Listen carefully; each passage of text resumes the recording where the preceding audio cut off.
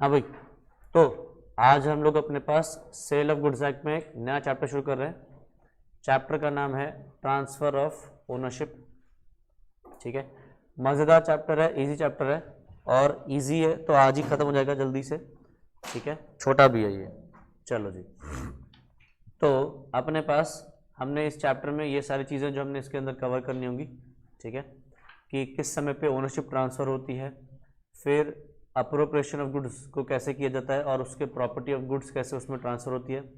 हम डिस्टिंग्विश करेंगे between transfer of property and transfer of title और नीमो डैट क्वाड नॉन हैबिट, इसको भी हम एक बार अपने पास यहाँ पे डिस्कस करेंगे। ये बड़ा अजीब सा वर्ड लग रहा है बट ईजी वर्ड है ये भी, इसको डिस्कस करेंगे। तो शुरू करते हैं अपना चैप्टर, आ जाओ। चैप्टर का नाम ट्रांसफ़र ऑफ ओनरशिप। ठीक है, तो देखो ट्रांसफ़र ऑफ ओनरशिप, ये वर्ड ओनरशिप हमने एक बार पहले भी देख रखा है, जहां हम उसको बोलते हैं ट्रांसफ़र ऑफ प्रॉपर्टी। ठीक है, हमने सेल ऑफ गुड्स एक्ट के चैप्टर नंबर 1 में ही ये बात कंक्लूड कर ली थी कि जब भी लिखा वर्ड है ट्रांसफ़र ऑफ प्रॉपर्टी तो इसका मतलब क्या है, ट्रांसफ़र ऑफ ओनरशिप। ठीक है, तो ओनरशिप किस वक्त ट्रांसफ़र हो रही है इसका टाइम हमें पता करना ज़रूरी होता है, क्योंकि ओनरशिप जिस वक्त ट्रांसफ़र होगी तो उसके ऊपर कुछ चीज़ें डिपेंडेंट होती हैं। जैसे फॉर एग्जांपल, अगर मैंने ये तुम्हारे को मोबाइल बेच दिया है, ओनरशिप इसकी मैंने तुम्हें दे दी है, तो बताओ इसके साथ जो रिस्क हैं और रिवॉर्ड्स हैं वो किसको मिल जाएंगे, तुम्हें मिल जाएंगे। बट मान लो सामान मेरे पास ही रखा है बट सेल हो चुकी है, ट्रांसफर ऑफ प्रॉपर्टी हो चुका है, तो ओनरशिप तो रिस्क किसका रहेगा, तब भी तुम्हारा ही होगा, क्योंकि ओनरशिप ट्रांसफर हो चुकी है। सिर्फ और सिर्फ सामान की फिजिकल डिलीवरी मेरे पास है, पोजेशन मेरे पास पड़ा है, तो तुमने अगर डिलीवरी नहीं भी ली बट अगर ओनरशिप ट्रांसफर हो चुकी है तो फिर रिस्क किसका, तुम्हारा रहेगा। ठीक है, फिर क्या मैं इस फोन को आगे किसी को बेच पाऊंगा, नहीं बेच पाऊंगा, क्योंकि क्या हो गया, ओनर बन गया। यानी कि इसके अंदर टाइम ऑफ ट्रांसफर बहुत इंपॉर्टेंट है। तो टाइम ऑफ ट्रांसफर किस किस वजह से इंपॉर्टेंट है हम वो देखते हैं अपने पास। तो सबसे पहला तो हम डिस्कस कर ही चुके हैं कि risk passes with property, risk ownership के साथ ही ट्रांसफर हो जाता है। तो अगर मैंने ओनरशिप दी तो रिस्क भी साथ साथ तुम्हें ट्रांसफर हो गया, भले ही सामान मेरे पास रखा हो, रिस्क किसका रहेगा, तुम्हारा रहेगा। और अगर अग्रीमेंट टू सेल है तो बताओ ओनरशिप किसके पास होगी, मेरे पास, मतलब सेलर के पास होगी, तो रिस्क किसका रहेगा फिर, मेरा, मतलब सेलर का। यानी कि इसलिए भी समझ में आ रहा है कि क्यों जरूरी है, रिस्क किसका होगा ये आइडेंटिफाई करने के लिए ये जरूरी है कि ओनरशिप किस वक्त ट्रांसफर हुई वो पता किया जाए। फिर और किस लिए जरूरी है, ताकि हम एक्शन ले सके अगेंस्ट थर्ड पार्टीज। अगर मान लो तुम्हारा ये फोन जिसकी ओनरशिप ट्रांसफर हो चुकी है तुम्हारे को, ये पड़ा मेरे पास है और एक थर्ड पार्टी आके तुम्हारा फोन को कोई डैमेज पहुंचा दे, तो तुम किससे पैसा लोगे, मुझसे या उस थर्ड पार्टी से, थर्ड पार्टी से। यानी कि आप एक्शन ले सकते हो against third party based on ownership. तो ओनरशिप किसकी है वो ही डिसाइड कर सकता है, इसलिए टाइम ऑफ ट्रांसफर जरूरी है। Next, what is the effect of insolvency, insolvency का मुद्दा डिसाइड करने के लिए भी टाइम ऑफ ट्रांसफर जरूरी है। मान लो ओनरशिप से तुम्हारे को इस फोन की ट्रांसफर हो चुकी है, अब अगर तुम इंसॉल्वेंट हो गए और तुम्हारा जो लिक्विडेटर है वो आके मुझसे ये फोन वापस मांगता है, क्या मुझे देना पड़ेगा, देना पड़ेगा, क्योंकि तुम इंसॉल्वेंट हो गए बट ओनरशिप किसके पास थी, तुम्हारी थी। तो मैं तुम्हें ये फोन मुझे तुम्हें देना पड़ेगा, बट मैं इमीडिएटली तुमसे पेमेंट मांग सकता हूं, बट मुझे देना पड़ेगा, मैं इसे कुछ नहीं कर सकता। और अगर मान लो ओनरशिप ट्रांसफर नहीं हुई होती, ठीक है, तो क्या तुम्हारा लिक्विडेटर मुझसे फोन ले जा सकता था, नहीं। अगर मैं इंसॉल्वेंट हो गया तो क्या तुम आके मुझसे ले सकते हो एग्रीमेंट टू सेल में, नहीं, क्योंकि ओनरशिप किसके पास है, मेरे पास, मतलब सेलर के पास है, तो फिर तुम मुझसे ये नहीं ले सकते। हाँ, अगर तुम आके मुझे पैसे दे दो तो मेरा लिक्विडेटर तुम्हें बेच देगा। ठीक है, तो ये इंसॉल्वेंसी में सिंपली देखना कि कौन इंसॉल्वेंट हो रहा है और ओनर कौन है, इसके ऊपर डिपेंड करता है। तो जैसे ये फोन अगर तुम्हारी तरफ ट्रांसफर हो चुका है ओनरशिप, अब रखा मेरे पास है, तो क्या तुम्हारा लिक्विडेटर, जिसको ऑफिशियल असाइनी या ऑफिशियल रिसीवर बोलते हैं, क्या वो मुझसे फोन ले जा सकता है?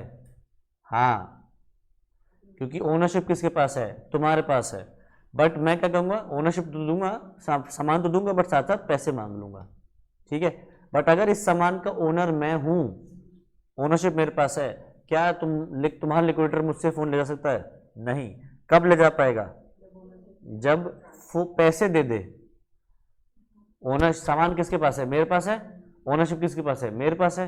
और तुम इंसॉल्वेंट हो गए, तो तुम्हारा लिक्विडेटर क्या मुझसे फोन ले जा सकता है? नहीं। कब ले जा सकता है? जब वो पैसे दे दे। अगर वो इस सामान के पैसे दे देगा तो ले जाए, वरना नहीं ले जा सकता। करेक्ट। अगर मेरे पास ओनरशिप है और मैं इंसॉल्वेंट हो गया, तो क्या तुम आके मुझसे फोन ले जा सकते हो? नहीं। मेरे लिक्विडेटर से ले जा सकते हो? मेरे लिक्विडेटर से ले जा सकते हो? वैसे तो नहीं ले सकते, पैसे दोगे तो ले जा सकते हो, वरना नहीं ले सकते, क्योंकि ओनरशिप किसके पास है? मेरे पास है। ठीक, तो इसलिए भी टाइम ऑफ ट्रांसफर जरूरी है। और तीसरा, प्राइस के लिए केस किया जा सकता है या नहीं किया जा सकता, ये डिसाइड करने के लिए। अगर ओनरशिप इसकी तुम्हें ट्रांसफर हो चुकी है, सामान मेरे पास पड़ा है बस, क्या मैं तुमसे इसके प्राइस के लिए केस कर सकता हूं तुम पे? अगर तुम इसके पैसे देने के लिए तैयार नहीं हो, तो क्या मैं तुम पे केस कर सकता हूं? अगर ओनरशिप तुम्हारे पास है तो कर सकता हूं। ओनरशिप ट्रांसफर हो गई का मतलब क्या है? सेल हो चुकी है। सेल के केस में क्या होता है? तुम बन जाते हो सामान के ओनर, और अगर ओनर बन गए हो तो फिर मैं तुम पे प्राइस के लिए केस कर सकता हूं, अगर तुम प्राइस पे करने से मना कर दो तो। ये बात हमने सेल ऑफ गुड्स एक्ट के चैप्टर नंबर 1 में पढ़ ली थी। पर सर फिर वही बात, पुरानी बातें बीत गई, पुरानी बातें हम भी भूल गए, अब भी भूल जाओ। कितनी बार बताएं आपको, है ना नालायकों, कितनी बार पढ़ लिया हमने सेम चीज कि सेल ऑफ गुड्स में ओनरशिप तुरंत ट्रांसफर होती है। तुरंत ट्रांसफर होने से ओनरशिप तुम्हारे पास आ गई, अगर तुम पैसे देने से मना कर दो तो मैं तुम पे केस करके प्राइस रिकवर कर सकता हूं, क्योंकि सेल हो चुकी है। अग्रीमेंट टू सेल में क्या होगा?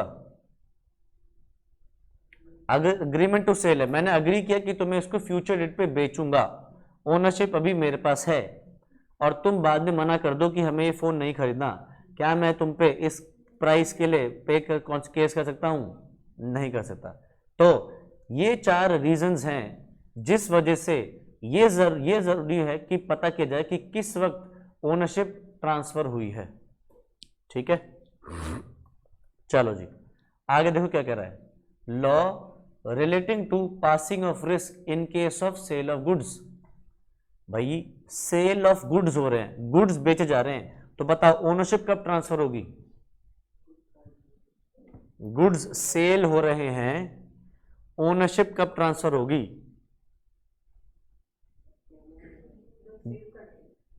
जब सेल कर दे, मतलब गुड्स दे देंगे।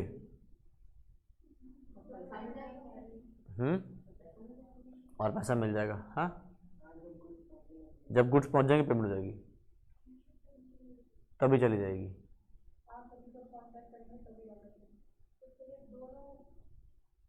वो अपना सेल करे, गुड्स देगा और वो पैसे देगा। हाँ, तो मतलब वो अपने गुड्स दे देगा और वो पेमेंट कर देगा। हाँ,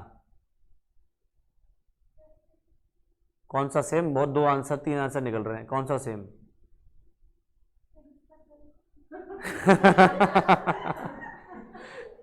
नालायक।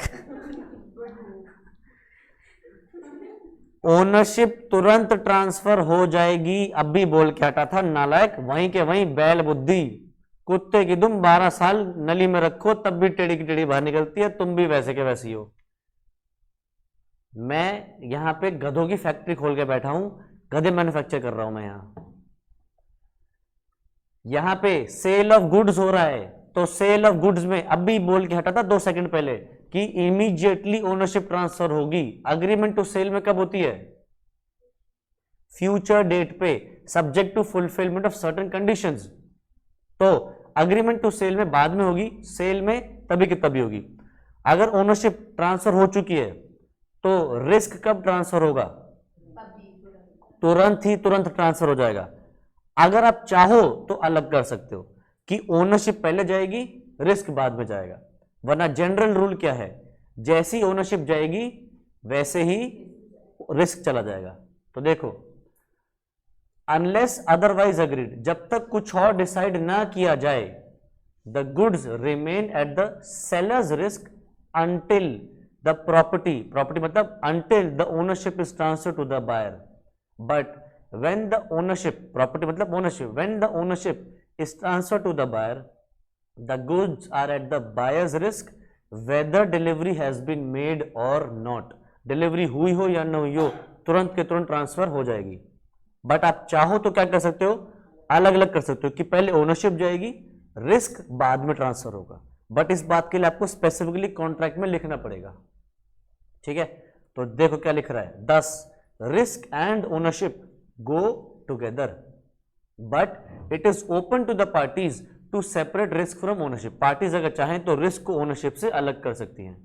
तो कैसे अलग होगा, रिस्क और प्रॉपर्टी अलग अलग कैसे होंगे, जहां पे where delivery has been delayed due to fault of the seller or the buyer, the goods are at the risk of the party in fault।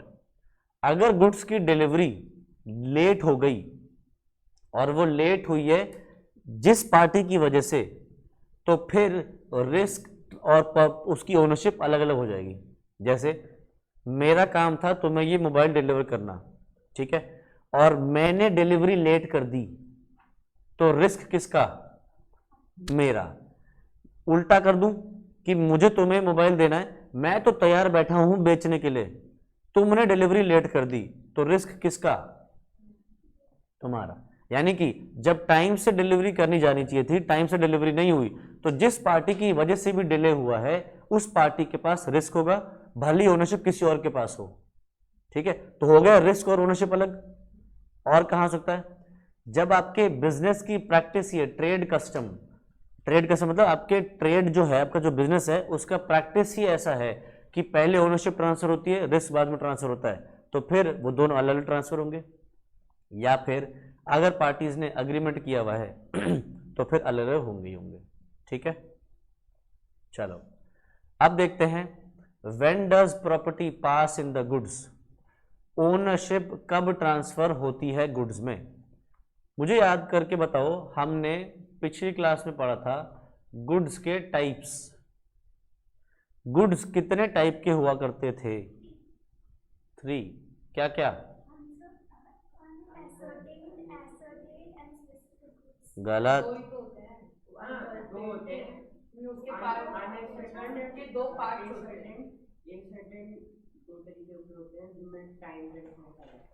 पीछे नहीं पलटना है, नालायक कहीं के सारे के सारे।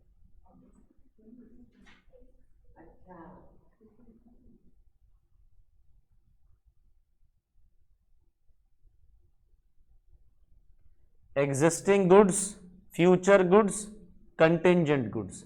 एग्जिस्टिंग गुड्स के टाइप्स थे जो तुम बोले जा रहे हो तब से, क्या, पहला अनएसर्टेन्ड, दूसरा एसर्टेन्ड, तीसरा स्पेसिफिक। अनएसर्टेन्ड गुड्स कौन से थे, मैं भूल गया,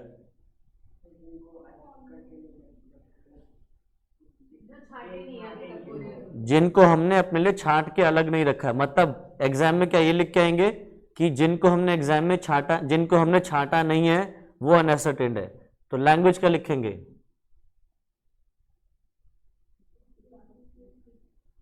goods which have not been identified और appropriated to the contract are called unascertained goods. Specific goods कौन से थे,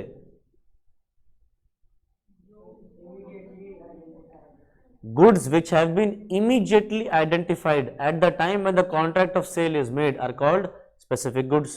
Ascertained goods, जिनको हमने बता दिया है वो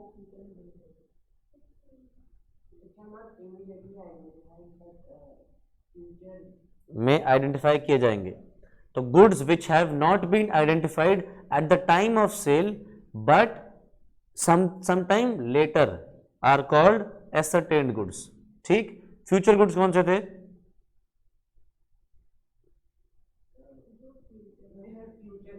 जो फ्यूचर में अवेलेबल हो जाएंगे। नहीं, goods which have not yet been produced और manufactured by the seller are called future goods. Contingent goods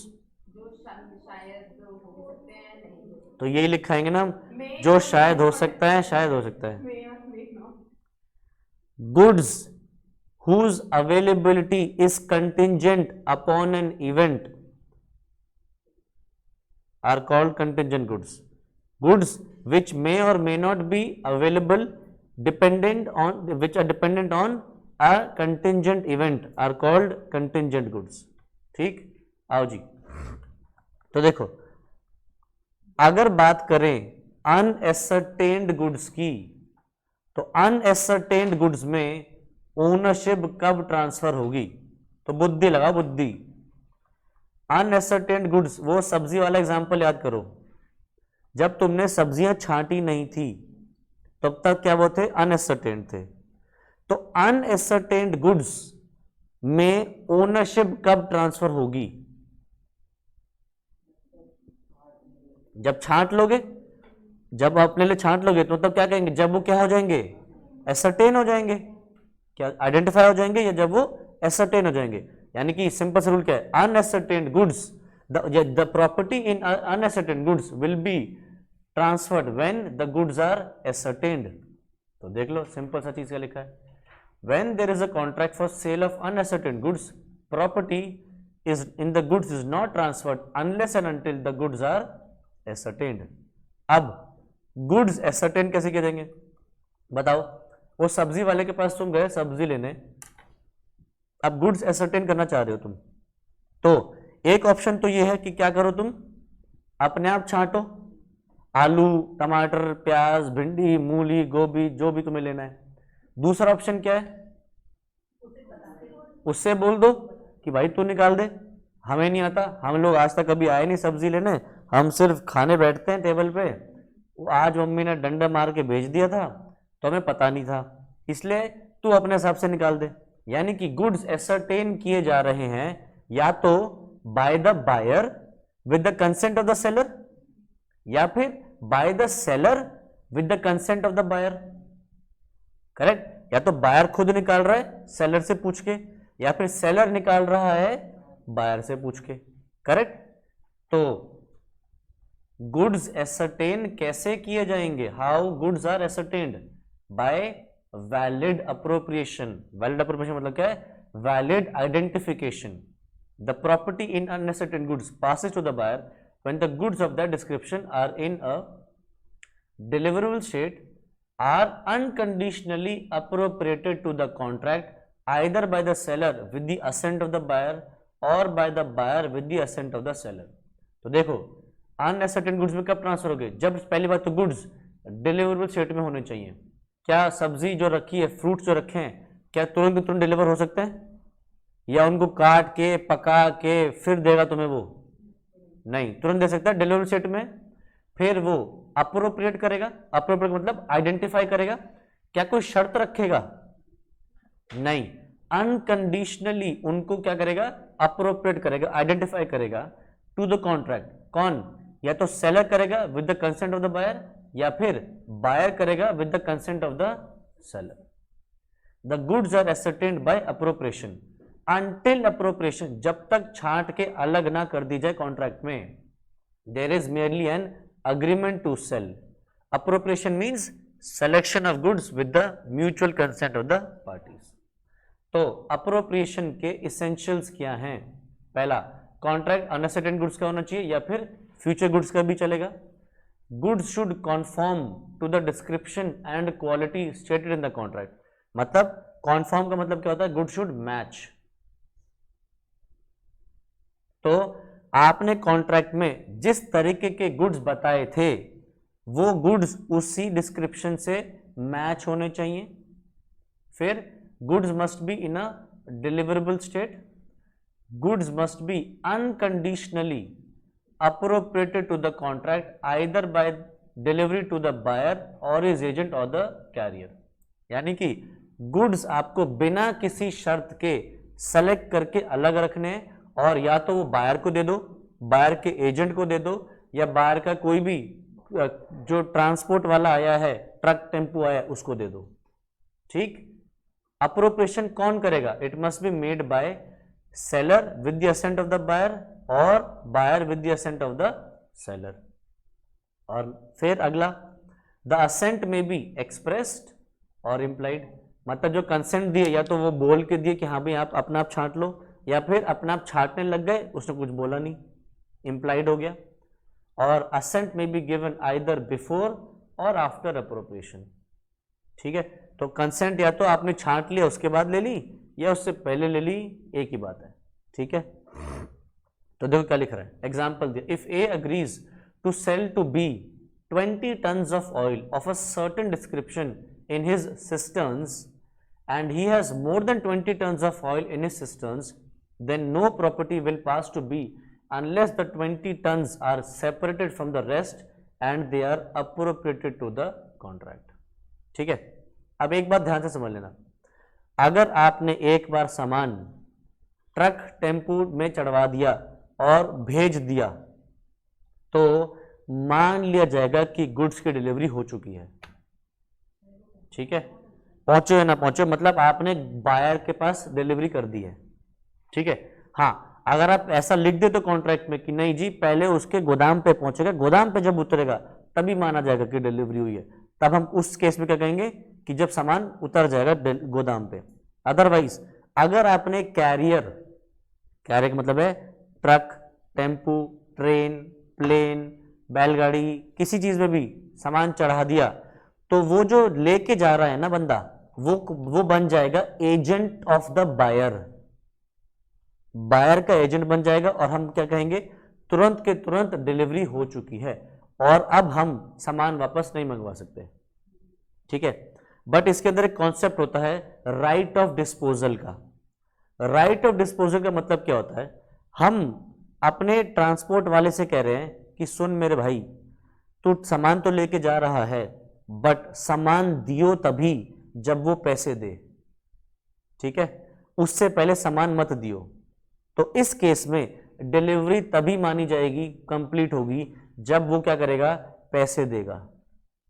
ठीक है, वरना जनरल रूल क्या है कि भैया जैसी ट्रक पे सामान चढ़ा, टेम्पू पे, ट्रेन में सामान चढ़ा, डिलीवरी मानी जाएगी कि बायर को हो चुकी है। ठीक है, तो देखो क्या लिख रहा है, when the seller delivers the goods to a carrier for being taken to the buyer, the property passes to the buyer। ठीक है, मैंने ये चीज आगे वाली अभी नहीं पढ़ी, तो क्या लिख रहा है, when the seller delivers the goods to a carrier for being delivered to the buyer, the property passes to the buyer।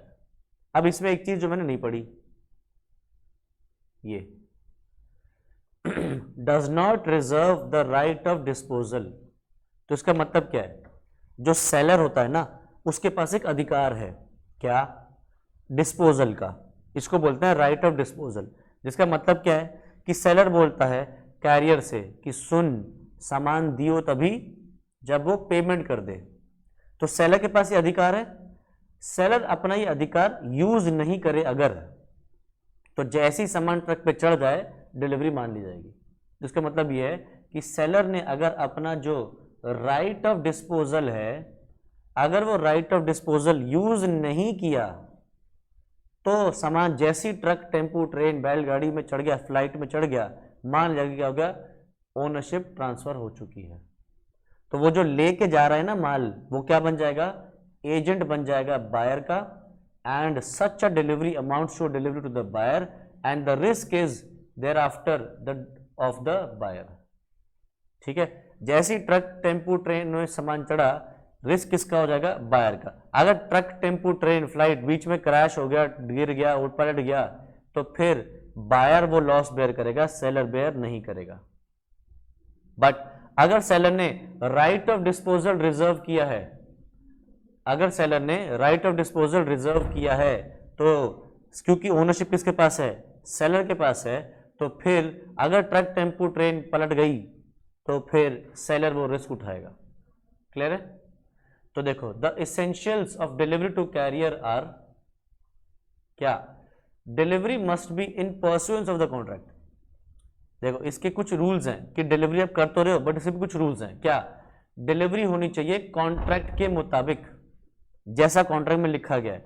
अगर कॉन्ट्रैक्ट में लिखा गया कि सारा सामान एक साथ चढ़ेगा, तो जब तक सारा सामान नहीं चढ़ेगा तब तक गुड्स की डिलीवरी नहीं मान जाएगी। जब तक ये नहीं, कॉन्ट्रैक्ट में अगर लिखा है कि गुड्स इसी डिस्क्रिप्शन की होनी चाहिए, इसी क्वालिटी की होनी चाहिए, तो अगर कोई और क्वालिटी या कोई और डिस्क्रिप्शन गुड्स चढ़ा दें तो क्या गुड्स की डिलीवरी मानी जाएगी? नहीं।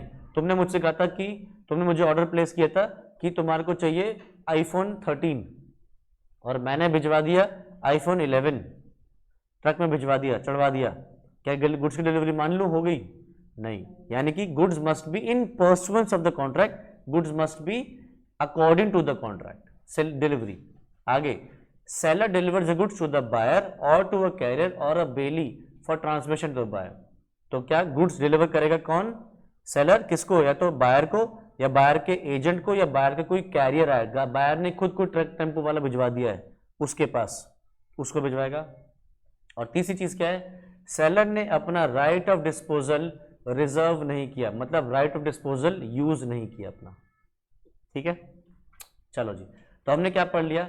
हमने पढ़ लिया transfer of property in unascertained goods. आगे, ट्रांसफर ऑफ प्रॉपर्टी और इन एसर्टेन्ड गुड्स। तो देखो जी, एसर्टेन्ड गुड्स में ओनरशिप कब ट्रांसफर होती है? इट शैल बी ट्रांसफर्ड, देखो क्या लिख रहा है, where there is a contract for sale of specific और ascertained goods, the property is transferred at such time as the parties to the contract intend it to be transferred. Parties to the contract ने जब decide किया है ownership तब transfer होगी। ठीक है, तो for the purpose of ascertaining the intention of the parties, regard shall be given to terms of the contract, conduct of the parties या सर्कमस्टेंसेस ऑफ द केस। कहने मतलब क्या है? अगर गुड्स हैं स्पेसिफिक या एसर्टेन्ड, स्पेसिफिक तो समझते हैं ना, जिनको आपने अलग करके रख दिया तुरंत के तुरंत, या एसर्टेन कर दिया बाद में, आइडेंटिफाई कर लिया बाद में, तो इन गुड्स में ओनरशिप कब ट्रांसफर होगी? हमें क्या इसके लिए क्या करना है? कॉन्ट्रैक्ट में जो पार्टीज की इंटेंशन है उस इंटेंशन को पढ़ना है और उस हिसाब से ओनरशिप ट्रांसफर होगी। इंटेंशन कैसे पता चलेगी? या तो सीधा सीधा कॉन्ट्रैक्ट के टर्म्स को पढ़ लो, या फिर पार्टीज के कंडक्ट से आइडेंटिफाई करो, या केस टू केस सर्कमस्टेंसेस को देखो और आइडेंटिफाई करो कि ओनरशिप कब ट्रांसफर होगी। तो अब अगर आप आइडेंटिफाई नहीं कर पा रहे तो लॉ बीच में आएगा और वो क्या कहेगा? मैं बताऊंगा कब ट्रांसफर होगा। अगर आप कॉन्ट्रैक्ट को रीड नहीं कर पा रहे, समझ नहीं आ रहा कि कब होगा, तो लॉ क्या कह रहा है? ठीक है जी, मैं आके बताऊंगा कब इंटेंशन ऑफ द पार्टीज है ट्रांसफर करने की। ठीक है, वो याद है ना, वो ऐसा करते हुए राजपाल यादव आता है एक फिल्म में, छुप छुप के में, मुझको जूते साफ करना मुझे सब आता है, इसको बिल्कुल नहीं आता। तो ऐसे ही समझो कि कॉन्ट्रैक्टर बीच में, मैं बताऊंगा, मुझे सब आता है, मैं बताऊंगा। तो देखो क्या लिख रहा है, it is only when the intention of the parties cannot be judged from their contract और कंडक्ट और other circumstances that the rules laid down in section 20 to 24 will apply. अगर कॉन्ट्रैक्ट से पता कर पा रहे हो तो सेक्शन 20 से लेकर 24 तक अप्लाई नहीं होंगे, बट अगर कॉन्ट्रैक्ट से आइडेंटिफाई नहीं कर पा रहे इंटेंशन क्या है, कब ट्रांसफर होनी ओनरशिप, तब सेक्शन 20 से 24 पड़ा बीच में आएगा। तो देखो, अगर स्पेसिफिक गुड्स हैं डिलीवरेबल स्टेट में मतलब जो गुड्स डिलीवरेबल है तुरंत के तुरंत, तो इस केस में property passes to the buyer when the contract is made. मतलब अगर गुड्स ऐसे हैं जो रेडी टू सेल हैं, अब भी बोलो अब भी ले जाओ, जैसे स्टेशनरी की दुकान पे जाके तुम सामान खरीदते हो, ठीक है, क्या उस स्टेशनरी की दुकान में कुछ करना पड़ता है सामान ले जाने के लिए, कि उसके पैर छुएं, उससे कहें कि भाई दे दे, या खुद नोटबुक बनाने बैठे चिपकाएं फिर रजिस्टर खरीद के ले जाएं? नहीं ना। डिलीवरी स्टेट में तो ओनरशिप कब ट्रांसफर होगी? तुरंत, यानी कि immediately when the contract is made. ये जरूरी नहीं कि पेमेंट हो गई हो, ये जरूरी नहीं कि गुड्स की डिलीवरी हो गई हो, जब आपने कॉन्ट्रैक्ट कर लिया तभी के तभी ओनरशिप ट्रांसफर हो जाएगी। पढ़ लो जरा ये 3 पॉइंट जल्दी से।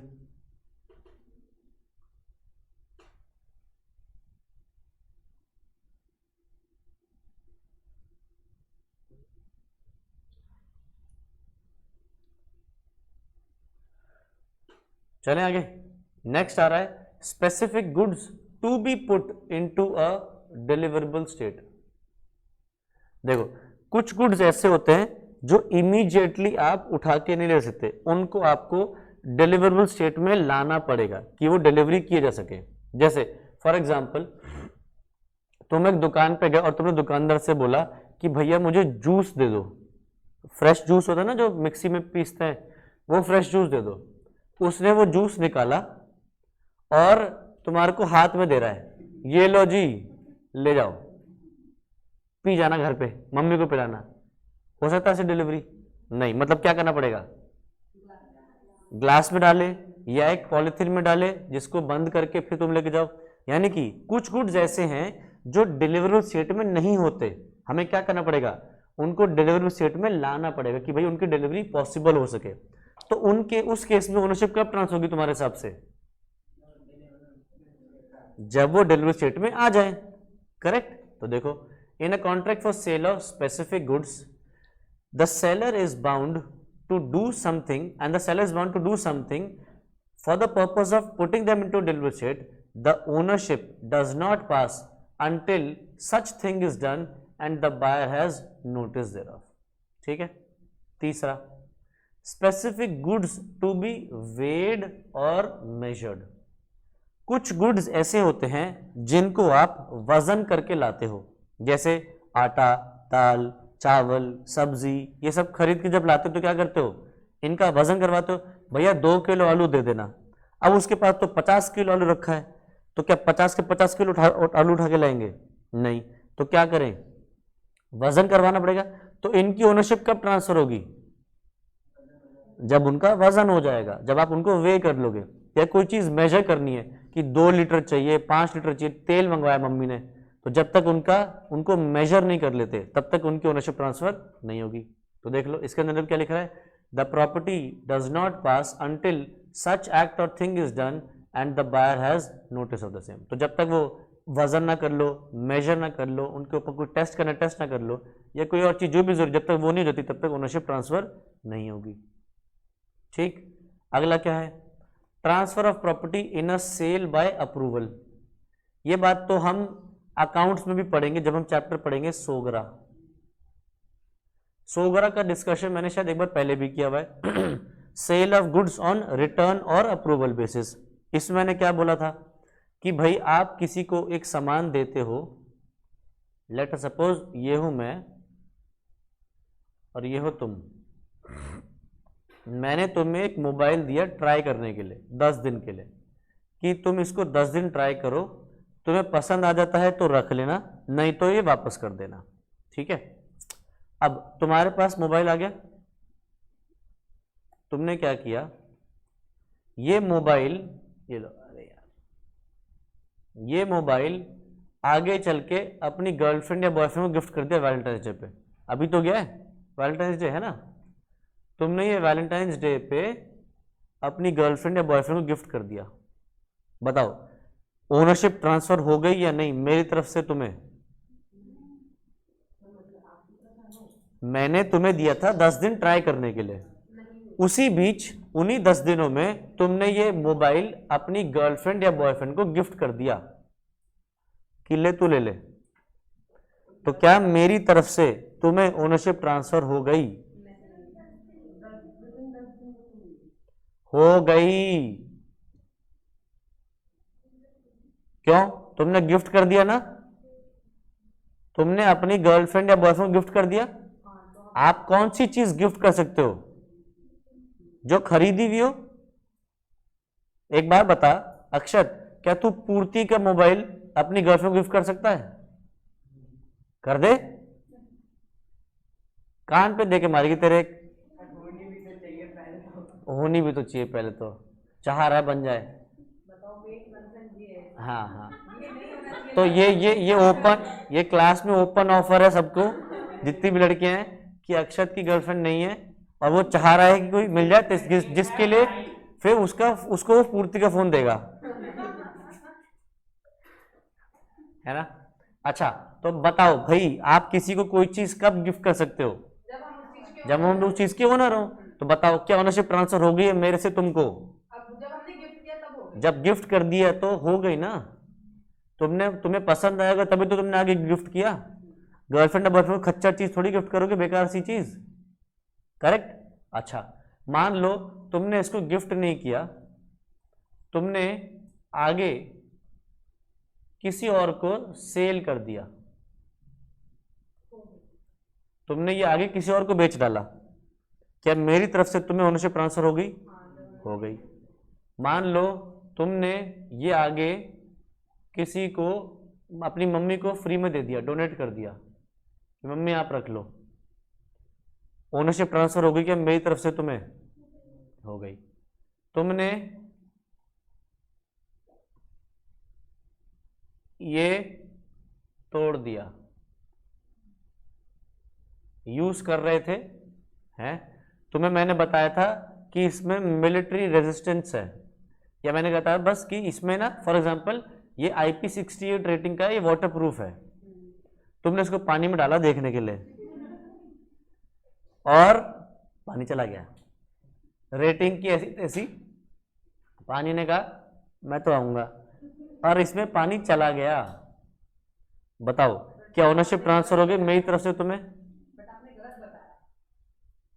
IP68 रेटिंग का मतलब ये नहीं होता कि आप उसको फोन को पानी में रखे रखो, तुमने पानी में रखे रखा बहुत देर, आधे घंटे तक की उसकी वार्निंग होती है, आधे घंटे तक की उसकी वो होता है बस, आधे घंटे के बाद IP68 का भी काम नहीं होता, ठीक है। तो बताओ तुमने उसको 2 दिन तक पानी में रख रखा ये देखने के लिए कि भाई फोन चलता है नहीं चलता 2 दिन के बाद भी, बताओ कि ओनरशिप ट्रांसफर हो गई? हो गई। तो यानी कि जब सोगरा हो, सेल ऑफ गुड्स हो ऑन रिटर्न और अप्रूवल बेसिस पे, तो ओनरशिप कब ट्रांसफर होगी?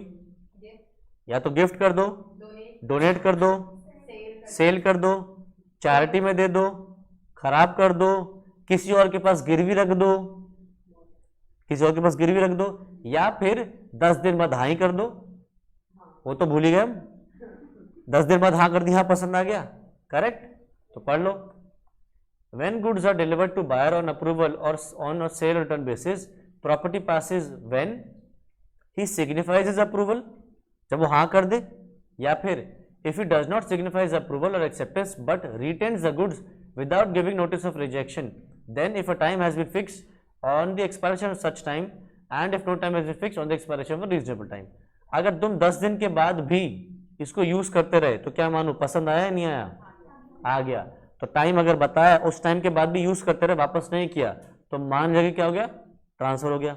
अगर मैंने कोई टाइम नहीं दिया था और महीना भर से फोन चला रहे हो, मैंने कोई टाइम नहीं दिया कितने दिन के लिए, मैंने कहा तुम कुछ दिन ट्राई करो, तुम महीना भर चलाते रहे उसको, क्या ओनरशिप ट्रांसफर मान लूं?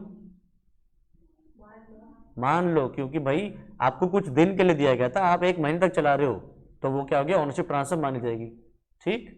या फिर तीसरा क्या है? he does something to the goods which is equivalent to accepting the goods, जैसे कि एग्जांपल he pledges और sells the goods, comma donates, gifts, किसी को डोनेट कर दिया, गिफ्ट कर दिया, सेल कर दिया, गिरवी रख दिया। ये एग्रीमेंट टू सेल ही होता है इनिशियली में, जब ये होता है, मैं जब तुम्हें दे रहा हूं 10 दिन ट्राई करने के लिए, एग्रीमेंट टू सेल है। वो किसी एग्रीमेंट टू सेल कर दे, तुमने इसको किसी और के साथ, मान लो रवि को दिया अग्रीमेंट टू सेल, तब भी सेल हो गया, क्योंकि तुम तो अभी भी ओनर हो ना। अग्रीमेंट टू सेल में क्या होता है? ये ओनर बाद में बनेगा, तो तुम तो अभी ओनर ही हो ना, यानी कि तुमने कॉन्ट्रैक्ट कर लिया, तुम्हें पसंद आ रहा होगा, तो इस केस में भी हमारे पास ओनरशिप आ गई है, ठीक। आगे पढ़े, next, transfer of property when right of disposal is reserved. तो देखो मैंने अभी डिस्कस किया था right of disposal. Right of disposal क्या है? मुझे नहीं पता। क्या है राइट ऑफ डिस्पोजल? सेलर के पास एक राइट होता है क्या? कि उसको अभी जब वो भेजा है तभी माननी है डिलीवरी, तभी मान ले। माननी है या नहीं। एक राइट होता है जब कि मतलब तब तक अगर वो मान जब लेता तक है, पेमेंट ना करते पाए। हम मान लेता है तो फिर जब पहुंच जाएगा, नहीं मानता तो तुरंत। तो क्या नहीं मानता, क्या मानता है, मुझे तो समझ ही नहीं आ रहा।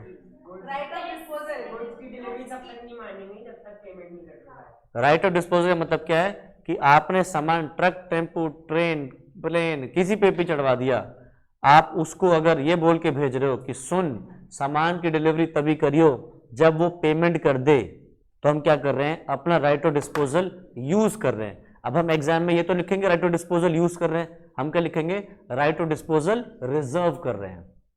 ठीक है, तो राइट ऑफ डिस्पोजल दो तरीके से रिजर्व हो सकता है। क्या, एक तो हमने कंडीशन लगाई या तो कि जब तक पेमेंट ऑफ प्राइस ना हो तब तक, या फिर सामने वाला बंदा जब तक एक्सेप्ट ना करे बिल्स ऑफ एक्सचेंज।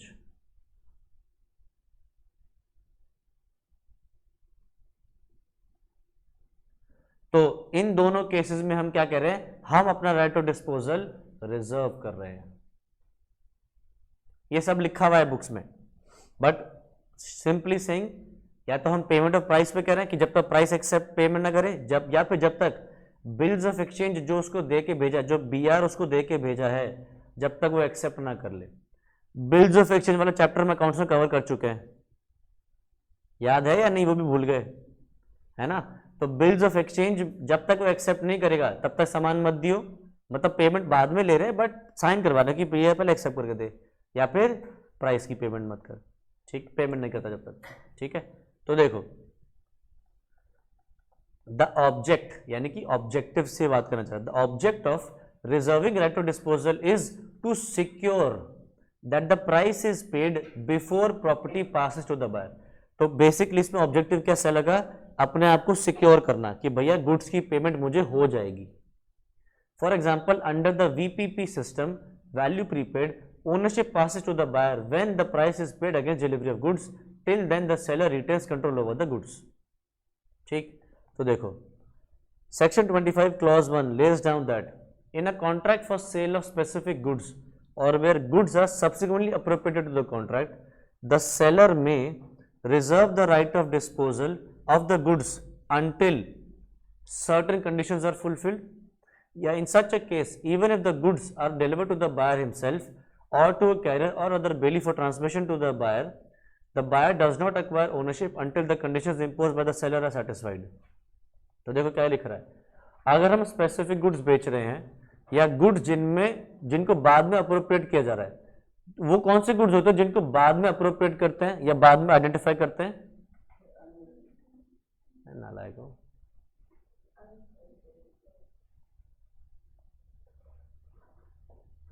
एसर्टेन्ड गुड्स जिनको सेलेक्ट आप बाद में करते हो, आइडेंटिफाई बाद में करते हो।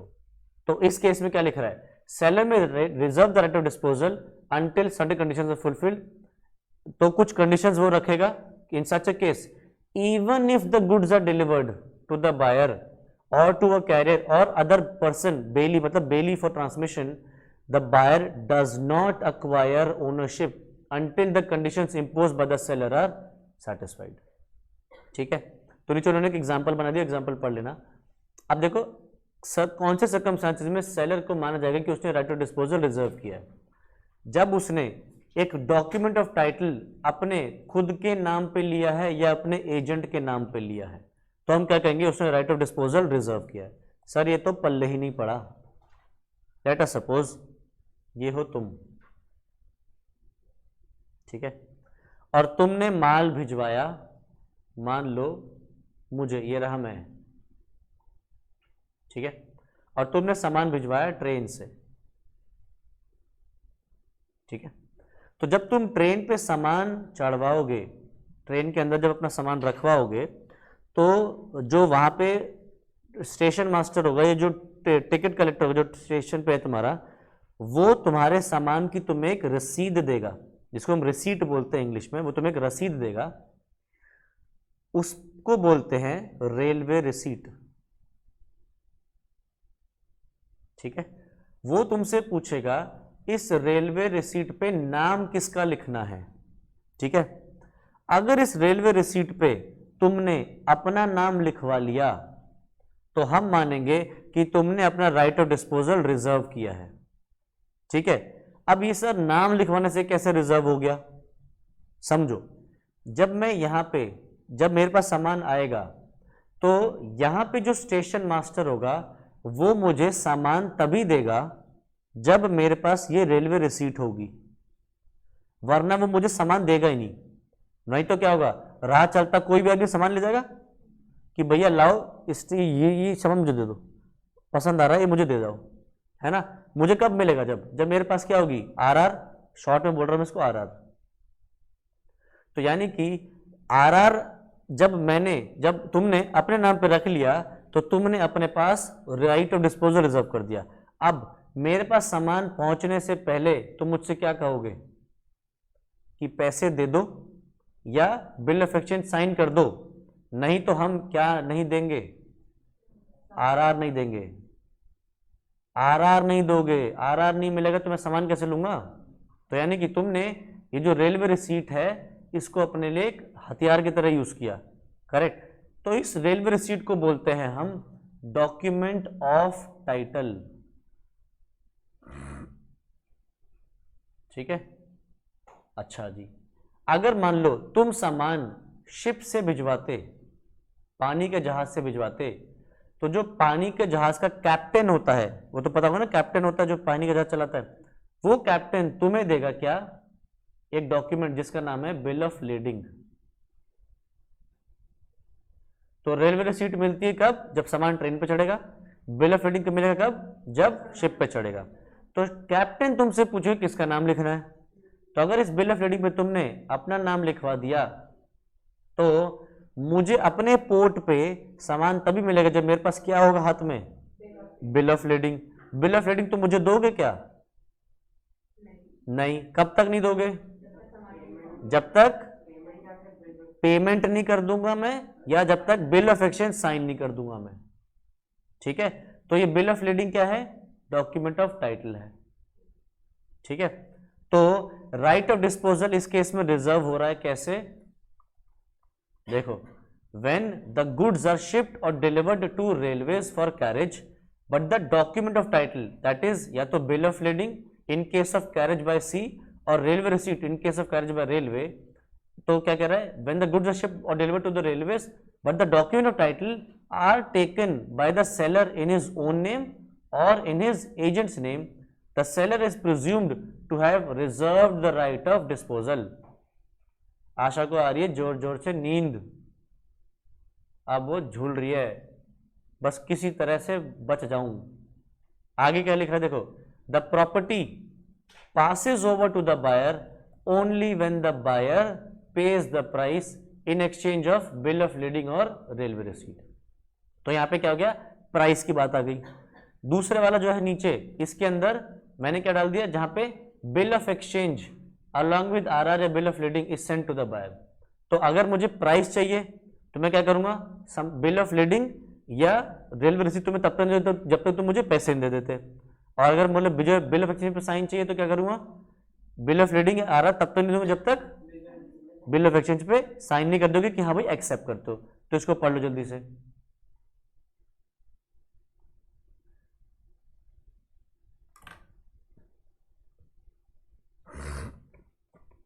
यहाँ पे बिल ऑफ लीडिंग या रेलवे रिसीट बायर के नाम पे भी ले सकते हो, कोई दिक्कत नहीं है, बट बिल ऑफ एक्सचेंज जब तक साइन नहीं करेगा तो उसके नाम पे ले भी लो आरआर या बिल ऑफ लीडिंग, तब भी ट्रांसफर नहीं माना जाएगा।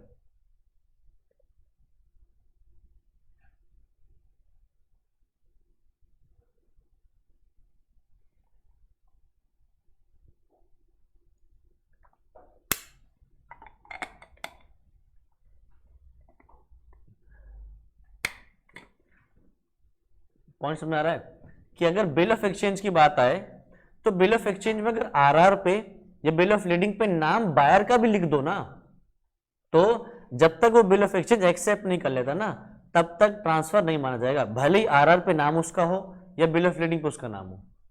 ठीक है, नेक्स्ट, अगला क्या है?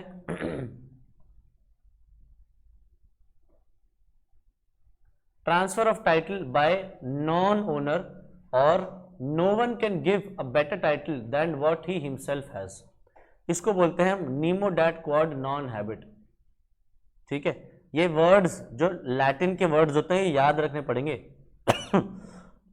पूछ सकता सवाल, इसका मतलब क्या है? Explain this. तो इसका मतलब सिंपली क्या है, अगर आप सामान के ओनर हो तब तो आप सामने वाले को सामान का ओनर बना सकते हो, बट अगर आपका खुद के पास सामान की ओनरशिप नहीं है तो आप किसी और को सामान का ओनर नहीं बना सकते। जैसे तुम्हारे पास एक चोरी किया हुआ मोबाइल है, तुम चोरी करके लाए और मुझे बेच दिया ये मोबाइल, तो मेरे पास जो ओनरशिप आएगी वो ओनरशिप डिफेक्टिव होगी। डिफेक्टिव का मतलब क्या है कि सही ओनरशिप नहीं है, वो उसके ऊपर दाग लगा हुआ है क्योंकि वो तुमने चोरी का मोबाइल मुझे बेचा है। अगर असली मालिक आके मुझसे ये फोन मांगे तो क्या मुझे फोन वापस देना पड़ेगा? दे देना पड़ेगा, मुझे फोन वापस देना पड़ेगा और मैं तुमसे पैसे रिकवर कर सकता हूं। यानी कि मैंने तो तुमसे परचेस किया था, बट तुमने जो मुझे टाइटल दिया वो एक चोर का ही दिया। चोर का दोस्त चोर, जिसने खरीदा वो भी चोरी माना जाएगा। करेक्ट? तो यानी कि क्या रूल लिखा है? No one can transfer a better title than what he himself has. आपके पास जो ओनरशिप है वही ओनरशिप आप ट्रांसफर कर सकते हो। अगर आप चोर हो तो आप आगे वाले को भी चोर बनाओगे, अगर आप ओनर हो तो आगे वाले को भी ओनर ही बनाओगे। करेक्ट? चलो जी, अब इस बात के कुछ एक्सेप्शंस भी होते हैं। एक्सेप्शन का मतलब क्या होता है कि जो बात हटके है, जो इस रूल को तोड़े। रूल क्या है? अगर आप ओनर नहीं हो तो अगले जिसको भी बेचोगे वो ओनर नहीं बनेगा। बट कुछ कुछ इसके एक्सेप्शंस हैं कि मतलब आप ओनर नहीं भी हो तब भी आप सामने वाले को ओनर बना सकते हो कुछ कुछ केसेस में। कहां पे? सबसे पहला है transfer of title bye estoppel. इसको एक एग्जांपल से समझ लो, जल्दी समझ में आ जाएगा। देखो ये है एक दुकान,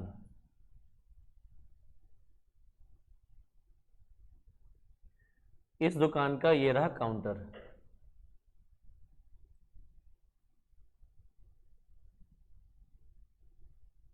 ठीक है, और इस दुकान पे ये रहा दुकानदार, ये है सेलर। ठीक है, और ये दुकानदार ना तुम्हारा दोस्त है। ठीक है, तो तुम एक दिन इसके पास आए और इससे बातें लगाने लग गए। तो तुम यहाँ की तरफ खड़े हो और तुम अपने दोस्त से बातें करने लग गए। ठीक है, फिर क्या हुआ? बहुत देर बातें करते रहे, खड़े रहे। तो तुम्हारे दोस्त ने क्या कहा? अरे अंदर आके बैठ जा। ठीक है, तो तुम अपने दोस्त के साथ अंदर जाके बैठ गए। ये लो, ये रहे तुम। ठीक है, अब कर रहे हो बातें कर रहे हो। फिर थोड़ी देर बाद एक कस्टमर आता है। लेट अस सपोज ये आ गया मैं, और मैं तुमसे कहता हूं, तुम्हारे दोस्त की मान लो स्टेशनरी की शॉप है। ठीक है, और मैंने तुमसे क्या कहा कि भैया एक मुझे पेन देना। ठीक है, तो यहां पे एक डब्बा पड़ा था जिसके अंदर पेन्स रखे थे। ये लो मैंने पेन्स बना दिए। ठीक है, तो तुम यहां से चलते हुए इधर गए। ठीक है, और तुमने एक पेन निकाला और मैंने वो पेन एग्जामिन किया।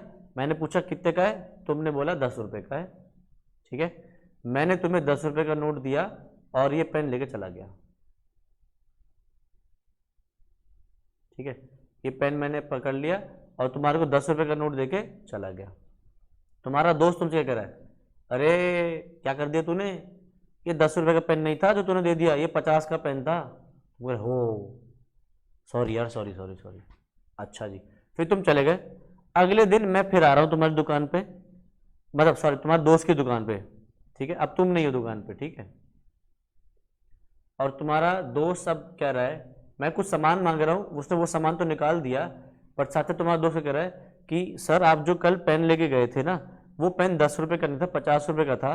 वो ना मेरे दोस्त ने आपको गलती से बेच दिया, वो 50 का पेन है, तो आप 40 रुपए प्लीज और दे दो। ठीक है, तो क्या मैं 40 रुपये और दूंगा? क्यों?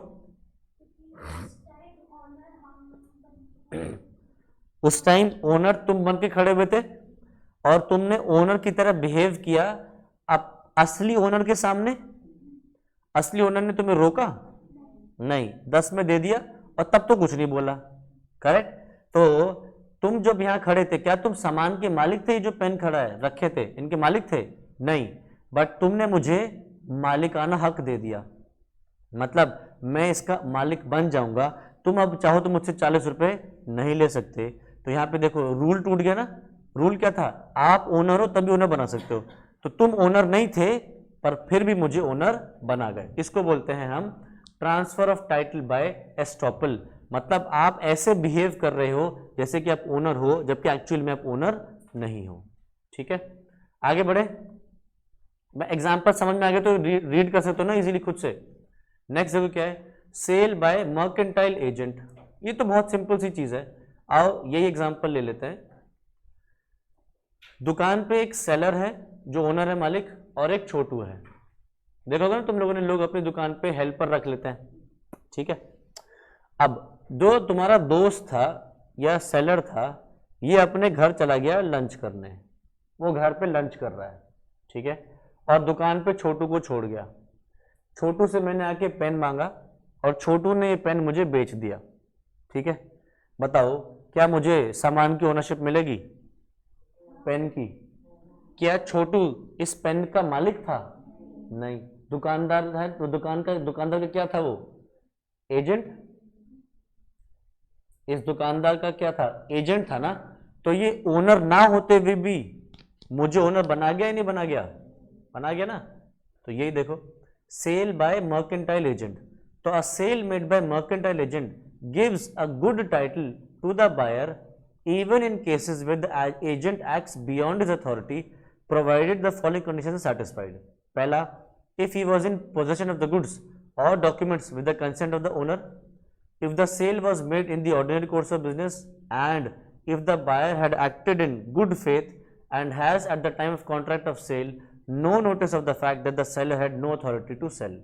तो good faith means honestly whether negligently or not. अब देखो यहाँ पे क्या मतलब है। मान लो ये जो छोटू है, मैं इसके पास आता हूं और क्या कहता हूं कि मुझे ये दुकान खरीदनी है, ठीक है। छोटू क्या कह देता है? ठीक है खरीद लो, ये दुकान आपको पड़ेगी 2 करोड़ रुपए की। मैंने कहा ठीक है, मैंने 2 करोड़ रुपए दिए और दुकान खरीद ली। सेलर जब वापस आता है दुकान से अपने लंच पे, उसको क्या दिखता है? मेरी तो दुकान ही बिक गई। वो कह रहा है यार दुकान का सामान भी क्या समझ में आता है, मेरी दुकान पे कोई क्यों बैठा है। अब जब ये सेलर आया, मैंने से क्या कहा, कौन भाई? वो कह रहा मैं दुकान का मालिक। मैं कौन मालिक? मालिक तो मैं हूं। कह रहा कौन, कहाँ से आ गया तू? वो मुझसे कह रहा है। मैं कहा मैंने दुकान खरीद ली, तुम्हारी दुकान पे वो छोटू बैठा था ना, उसको 2 करोड़ रुपए देके दुकान खरीद लिए, जाके उसे 2 करोड़ रुपए ले लो, तुम्हारी दुकान बिक गई। बताओ, छोटू ने जो दुकान बेची, क्या वो दुकान बेच सकता था? नहीं। क्या वो पेन बेच सकता था? है ना। यानी कि जो पेन उसने मुझे बेचा था वो इस सेलर का ऑर्डिनरी कोर्स ऑफ बिजनेस था, ठीक है। उसने छोटू को पेन्स की पोजेशन दी थी अपनी इच्छा से, ठीक, और उसको अथॉरिटी दी थी कि वो पेन्स भी बेच सकता है। क्या छोटू, एक बार बताओ, क्या ये 50 का पेन 10 में बेच सकता है? बेच सकता है। 50 का पेन 10 में बेच सकता है। सेलर आके डंडे भले मारे इसके, बट वो बेच सकता है। उसकी अथॉरिटी नहीं थी डिस्काउंट देने की, बट उसने अपने अथॉरिटी के बियॉन्ड जाके पेन बेच दिया सस्ते दाम पे, वो ये कर सकता है। बट क्या पूरी दुकान ही बेच दे, जमीन से लेके ऊपर तक, मतलब जमीन भी बेच दी, बिल्डिंग के 4 दीवारें भी बेच दी, सब बेच दिया? नहीं ना। यानी कि एजेंट जो है सिर्फ सामान वो बेच सकता है जो उसके पास सेलर छोड़ के गया है अपनी इच्छा से। उसने वो सामान बेचा जो ऑर्डिनरी कोर्स ऑफ बिजनेस में बेचा जा रहा है, तो फिर वो ओनर ना होते हुए भी मुझे ओनर बना सकता है, बट दुकान नहीं बेच सकता। क्लियर है? चलो जी, अब आते हैं हम अपने पास एक वर्ड हमने अभी तक बार बार पढ़ा, डॉक्यूमेंट ऑफ टाइटल। तो देखो जी, डॉक्यूमेंट ऑफ टाइटल क्या होता है? तो डॉक्यूमेंट टाइटल देखो क्या लिख रहा है, it is a document representing goods and is used in the ordinary course of business as proof of ownership, possession or control of goods. It authorizes the possessor of such document to receive or transfer the goods represented thereby. तो देखो अभी हमने discuss किया था एक word railway receipt, bill of lending, याद आ रहा है? तो मैंने क्या बोला था, ये रेलवे रिसीट या बिल ऑफ लेडिंग क्या है? एक डॉक्यूमेंट ऑफ टाइटल है। क्या मुझे ट्रेन से या शिप का सामान मिल सकता था अगर मेरे पास ये ना हो? नहीं। यानी कि ये डॉक्यूमेंट सबसे ज़्यादा ज़रूरी है। अगर आपके पास ये डॉक्यूमेंट ऑफ टाइटल है तो हम क्या कह सकते हैं, आप सामान के मालिक हो। और अगर आप किसी को ये डॉक्यूमेंट दे दो तो हम क्या कहेंगे, सामान की ओनरशिप भी चली गई या सामान भी चला गया। करेक्ट। तो डॉक्यूमेंट ऑफ टाइटल क्या लिखा है, लिखा क्या है, it is a document representing goods and is used in the ordinary course of business as proof of ownership. ये डॉक्यूमेंट क्या है, एक प्रूफ है ओनरशिप का, पोजेशन का या कंट्रोल ऑफ द गुड्स का। हाँ उसी का, हाँ जिसका नाम लिखा डॉक्यूमेंट टाइटल पे उसके पास ओनरशिप होगी। तो it authorizes the possessor of such document to receive or transfer the goods represented thereby. तो जिसके पास भी डॉक्यूमेंट टाइटल होगा वो गुड्स की ओनरशिप, मतलब गुड्स रिसीव कर सकता है या ट्रांसफर कर सकता है। तो देखो इस एग्जाम्पल में अगर तुमने अपने नाम पे ले भी लिया है, बट अगर तुम ये डॉक्यूमेंट टाइटल मुझे दे चुके हो, तो तुम अगर दे चुके हो, नाम तुम्हारा लिखा है, फिर भी मैं सामान की ओनरशिप ले सकता हूँ, सामान ले सकता हूँ, नाम भले ही तुम्हारा लिखा है, क्योंकि जो मेरे हाथ में डॉक्यूमेंट है वो डॉक्यूमेंट ऑफ टाइटल है। ठीक है। अच्छा, एक और डॉक्यूमेंट होता है जिसको बोलते हैं हम डॉक्यूमेंट शोइंग टाइटल। ठीक है। तो डॉक्यूमेंट शोइंग टाइटल का मतलब होता है एक ऐसा डॉक्यूमेंट जो सिर्फ ये दिखा रहा है कि आपके पास ओनरशिप है। ठीक है।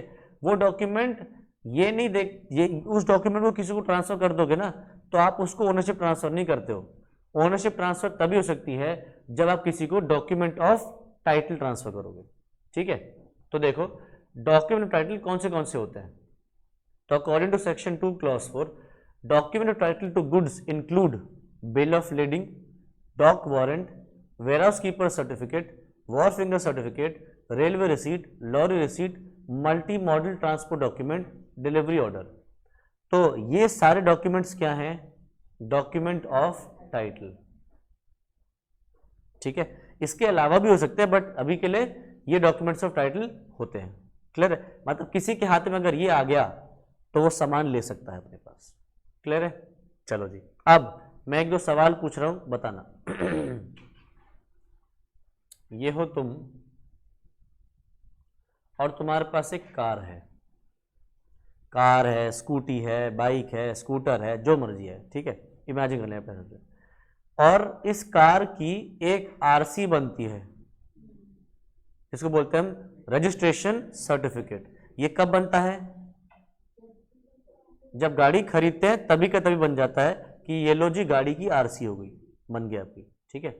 अब तुम्हारी ये गाड़ी की आरसी पेट्रोल पंप पे गिर गई, तुम क्या करवा रहे थे, अपना पोल्यूशन चेक करवा रहे थे। तो पोल्यूशन चेक में ना आरसी की कॉपी लगती है, तो तुम आरसी की कॉपी उसको दिखा रहे थे और आरसी या तो वहीं रह गया, पोल्यूशन वाले के पास ही रह गया, या आरसी की कॉपी वहीं गिर गई।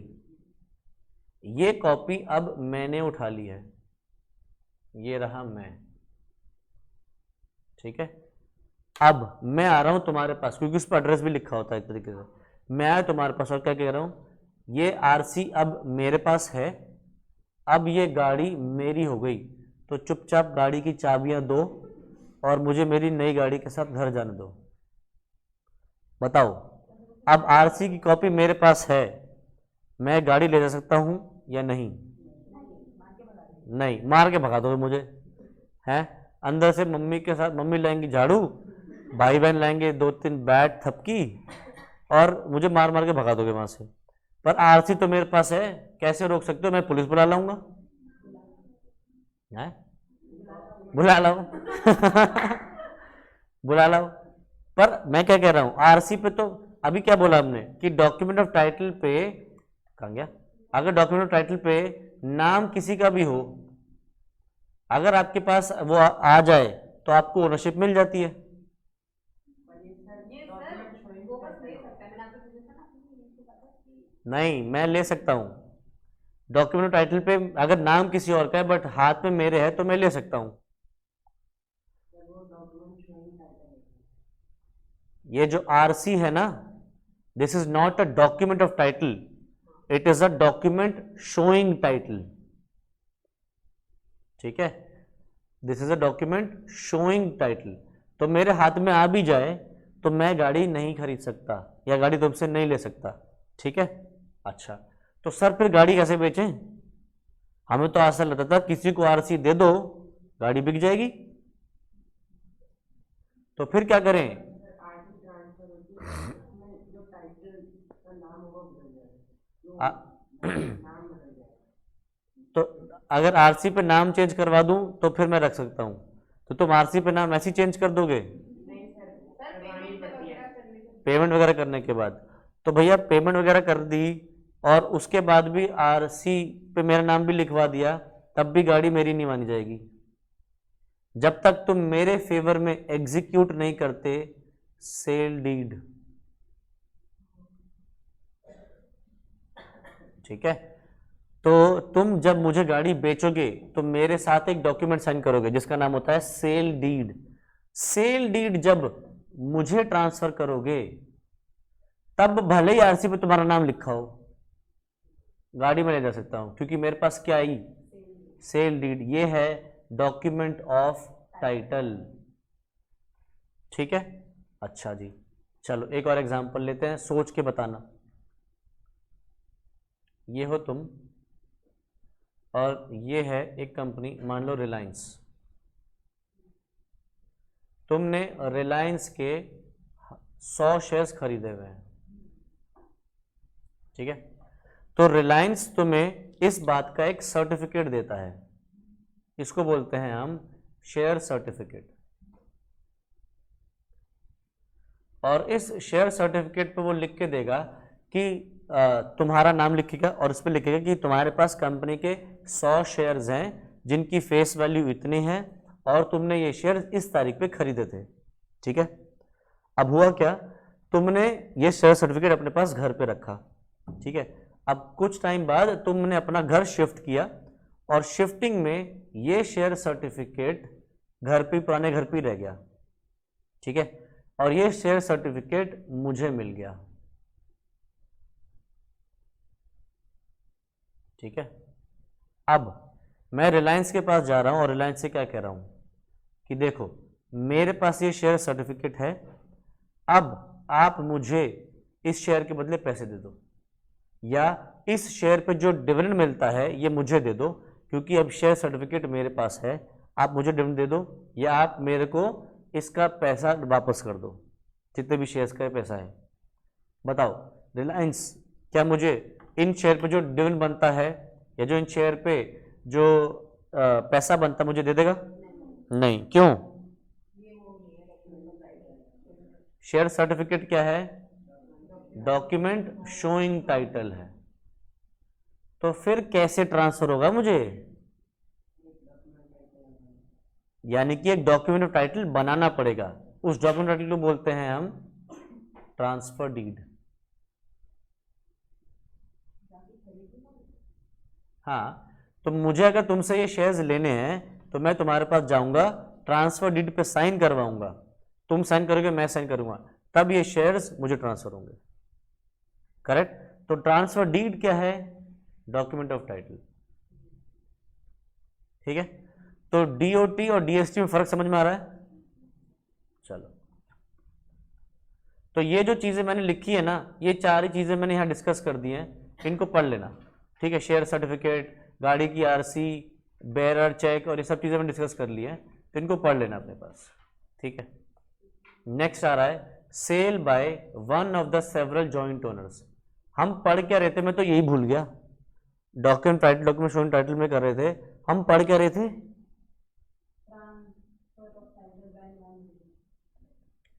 एक्सेप्शंस पढ़ रहे थे हम। ट्रांसफर ऑफ टाइटल बाय, जो हमने पढ़ा था अभी कि आप ओनर नहीं हो, ओनर सामने वाले को ओनर नहीं बना सकते, इसके एक्सेप्शंस पढ़ रहे हैं। तो पहला पढ़ लिया ट्रांसफर टाइटल बाय एस्टॉपल, दूसरा क्या पढ़ा मर्केंटाइल एजेंट, तीसरा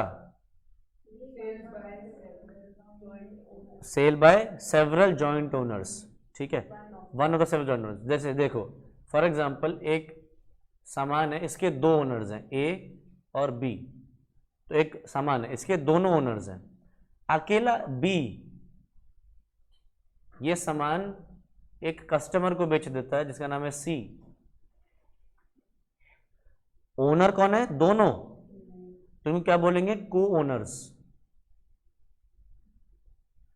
बी के पास ये सामान रखा हुआ था with the permission of A, या फिर बी के पास था document of title with the permission of A, ठीक है।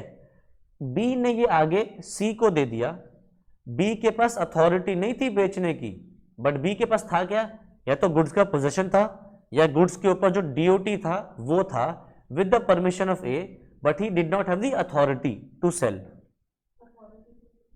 नहीं थी, उसने ए ने कहा था कि मेरे से पूछे बिना नहीं बेचेगा, करेक्ट। अब बी ने ये आगे सी को दे दिया, सी को नहीं पता ये बात कि भैया ए ने बोल रखा है कि मैं भी साथ में बेचूंगा, अकेले नहीं बेच के आएगा, तो मेरे से बिना पूछे नहीं बेचेगा। बी ने आगे सी को बेच दिया, तो बताओ क्या सी सामान का ओनर बना या नहीं, बन गया, क्यों, बी ओनर है, साथ साथ बी के पास गुड्स का पोजेशन है या फिर डॉक्यूमेंट टाइटल है with the permission of the other co-owner, with the permission of A, and customer ने खरीदा है ये गुड फेथ में, कस्टमर को नहीं पता कि भैया एक ने मना कर रखा है। तो यहां पे देखो बी ओनर पूरी तरह नहीं है, फिर भी सामने वाले को ओनर बना देगा, ए आगे जाके सी से सामान वापस नहीं ले पाएगा। तो पढ़ लो जल्दी से। This section enables a co-owner to sell not only his own share but also of his other co-owners if one of the several joint owners has the sole possession of them by the permission of the co-owners. The property in goods is transferred to any person who buys them from such joint owner, provided the buyer acts in good faith and without notice that the seller had no authority to sell. ठीक है, next अगला, sale of goods obtained under a voidable agreement. ये बात हम बहुत पहले contract act में पढ़ चुके हैं, तो सर बहुत पहले तो हम तो पक्का भूल चुके होंगे, पूछने की जरूरत मत रखना। देखो ये हो तुम, नहीं तुम्हें सीधा करने के लिए एक और आदमी, ये हो तुम और ये है जयकांत शिकरे। सर जयकांत शिकरे कौन है, अरे वो सिंगम वाला हाथा माजी सटकली, ये वो है हमारा जयकांत शिकरे ने तुम्हारी कनपट्टी पे बंदूक रखी और बंदूक रख के क्या कहा कि अपनी प्रॉपर्टी मेरे नाम पे कर दो। तुमने क्या कहा, सर प्रॉपर्टी छोड़ा मुझे ले जाओ, बंदूक के सामने तो कुछ भी चलेगा। तो तुमने अपनी 10 करोड़ की प्रॉपर्टी इसको दे दी और इससे बदले में तुम्हें कितने दिए, 1 करोड़। बुरा हुआ तुम्हारे साथ या नहीं? तो तुम्हारा इसके साथ जो कॉन्ट्रैक्ट है उसको क्या बोलते हैं, वॉइडेबल कॉन्ट्रैक्ट, क्योंकि तुम्हारे साथ कंसेंट तो ली गई but consent was not free, यानी कि तुम पे कोवर्जन लगाया गया, ठीक है। तो तुम्हारे पास अधिकार है कि तुम कॉन्ट्रैक्ट कैंसिल कर सकते हो या नहीं कर सकते हो, बट हमने इसकी कुछ चीजें पढ़ी थी कि तुम्हारे पास कॉन्ट्रैक्ट कैंसिल करने का कुछ वो होता है, लिमिट होती है, टाइम लिमिट। क्या होती है, दो लिमिट होती है। एक, तुम्हें कॉन्ट्रैक्ट कैंसिल करना है या तो with in a reasonable time या फिर before the rights of a third party intervene, यानी कि जिससे पहले कि थर्ड पार्टी के अधिकार बीच में आ जाए उससे पहले पहले तुम्हें कैंसिल करना पड़ेगा। अब जयकांत ने क्या किया, उसको पता था तुम मानोगे तो हो नहीं, तुम केस करोगे, पुलिस में जाओगे, ये सब करोगे। जयकांत ने ये प्रॉपर्टी मुझे बेच दी, कितने में, 11 करोड़ में। 1 करोड़ का प्रॉफिट कमाया और 11 करोड़ में उसने मुझे दे दी, ठीक है।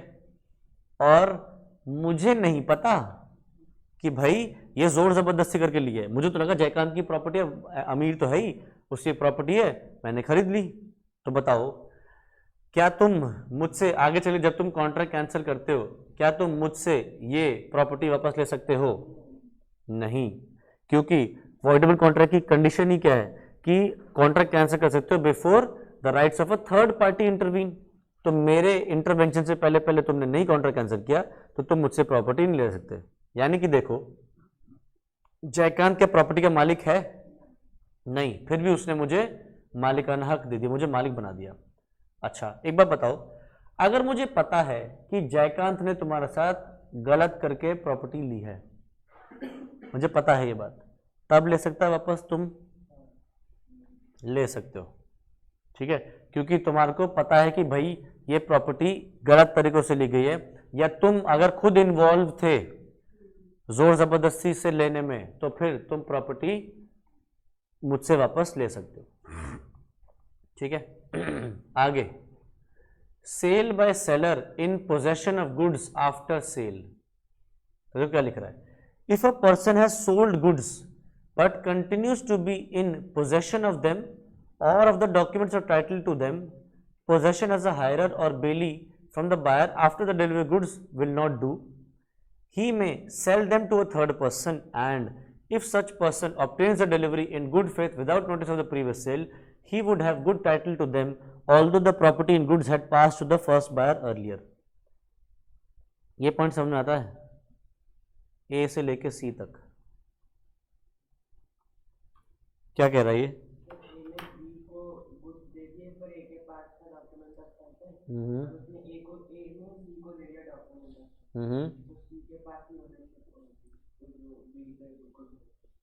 अच्छा, बाकी लोग ए से लेके सी तक जल्दी से पढ़ो।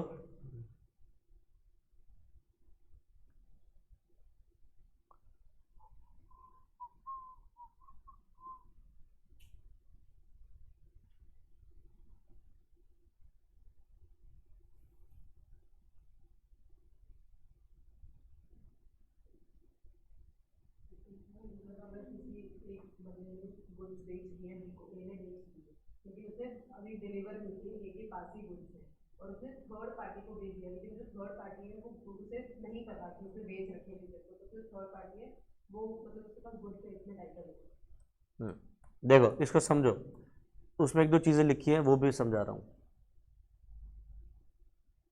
यह है ए ने बी को सामान दिया बेच दिया, सेल कर दिया है गुड्स, ठीक है, और बी ने पैसे वैसे भी दे दिए, ठीक है, पर बी ए से क्या बोल के जा रहा है कि भैया आप मेरा ये सामान सेफली रखो, ठीक है, मैं अभी ना काम से बाहर जा रहा हूँ, तो किसी और काम से जा रहा हूँ या किसी और दुकान से जा रहा हूँ, कुछ और सामान लेने जा रहा हूँ, मैं थोड़ी देर में आपसे लेके जाऊंगा, अभी के लिए आप मेरा सामान अपने पास सेफली रखो, ठीक है जी। तो सामान बिक गया, अब सामान उसके हाथ में ही था, बी दुकान से बाहर निकला, सी अंदर आ गया और सी देखता है ए के हाथ में एक प्रोडक्ट है, वो रख ही रहा था उसको अपने पास अंदर, सी ने उसके हाथ में देख लिया कि ए के हाथ में एक सामान है। सी पूछता है अरे भैया ये सामान कितने का है? उसने बोला कि सर ये बिक गया है। कह रहे नहीं फिर भी बता तो कितने का है? तो सी ए ने बता दिया कि सर फॉर एग्जांपल ये 10,000 का है। तो सी ने क्या कहा ए से, अगर ये बिक गया है तो एक काम करो तो मुझे दूसरा निकाल के दे दो। ए ने क्या बोला, सर ये लास्ट पीस था और नहीं है। सी कहता है यार प्लीज़ मुझे दे दो, मुझे ज़रूरत है, मुझसे तुम ज़्यादा पैसे ले लो, मान लो तुम मुझसे 12,000 रुपये ले लो या 15,000 रुपये ले लो, ठीक है।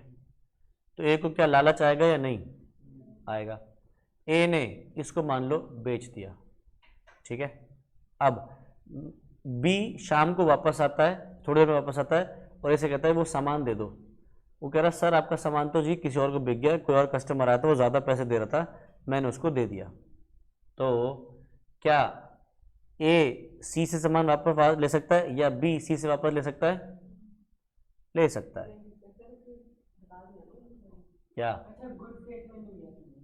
क्यों, सी को नहीं पता? आपने बोला तो बता अच्छा चलो, मान लो सी को नहीं पता, सी को नहीं पता, सी बस इसके ज्यादा ऑफर करने को तैयार बैठा है। अब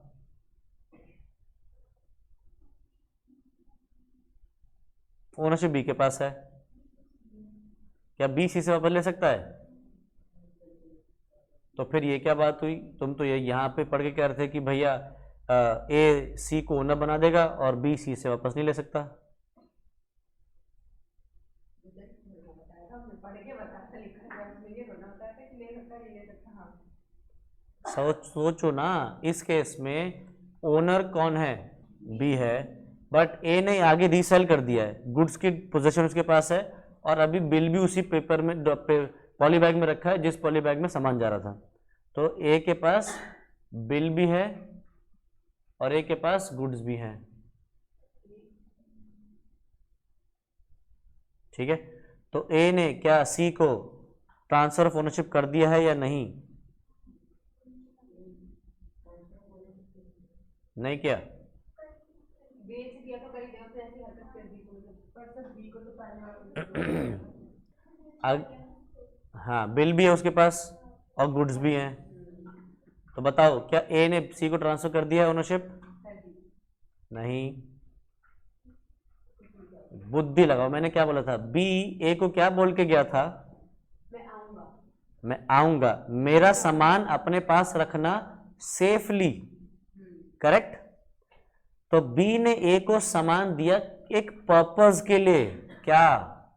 सामान की सेफ्टी करना, करेक्ट। तो ए क्या बन गया? बेली। ए बन गया बेली। बेली कौन होता है? जिसको सामान दिया जाता है एक पर्टिकुलर पर्पस के लिए, जैसे ही वो पर्पस पूरा हो जाए सामान वापस कर देना चाहिए। तो तुम लोगों ने सब कुछ पढ़ लिया पर जो ब्रैकेट्स में लिखा था वो पढ़ा ही नहीं। क्या? पोजेशन एज अ हायरर, अगर आपने भाड़े पे लिया है, और बेली विल नॉट डू, अगर आपके पास पोजेशन है या डॉक्यूमेंट टाइटल है एज अ बेली, तो फिर ये काम नहीं करेगी चीजें नीचे वाली।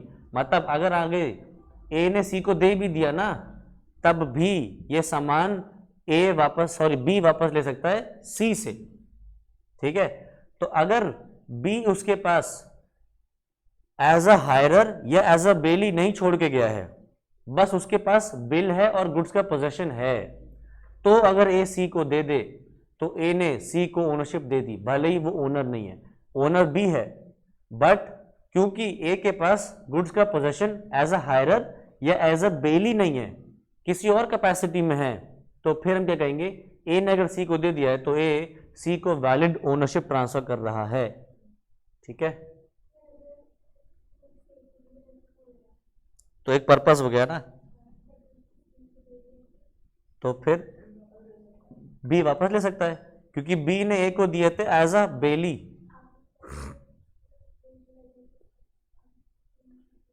बिल्कुल।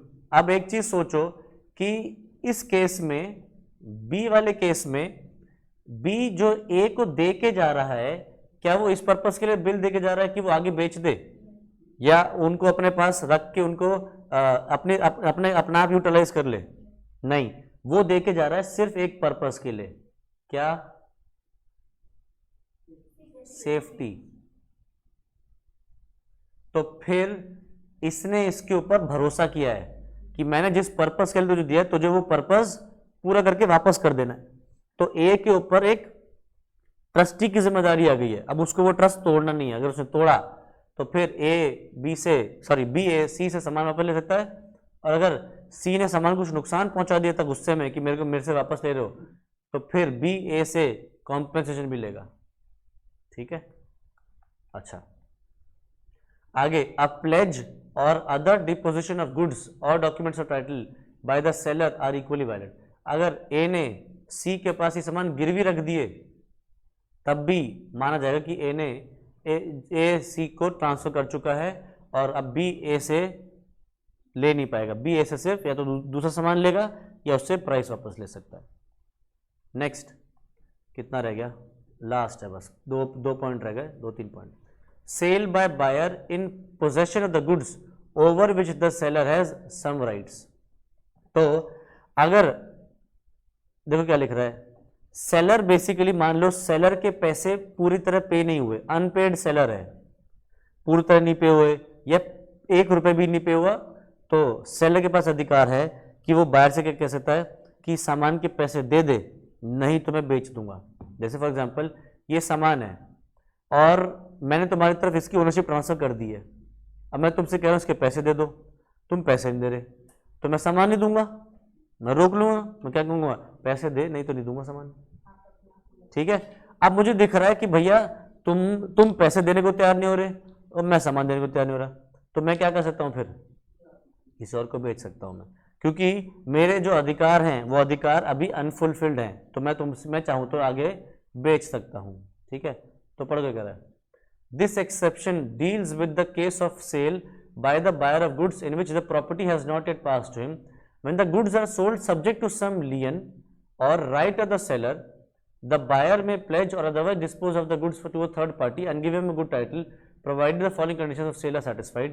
तो क्या लिख रहा है, the first buyer is in possession of the goods or of the documents of title to the goods with the consent of the seller, transfers by the buyer or by mercantile agent acting for him, the person receiving the same acts in good faith and without the notice of any lien or right of the original seller।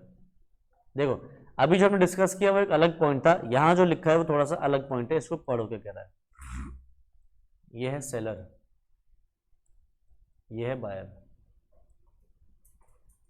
Seller ने buyer को या तो goods दे दिए हैं या document of title दे दिया है। ठीक है, बट अभी बायर ने इसकी तरफ प्राइस पे नहीं करी है। ठीक है, प्राइस नहीं पे करी है, बट सेलर ने बायर को या तो गुड्स दे दिए हैं या डॉक्यूमेंट ऑफ टाइटल दे दिया है। तो और मान लो ये अग्रीमेंट टू सेल है या अभी कह लो इसमें ओनरशिप ट्रांसफर नहीं हुई है, ओनरशिप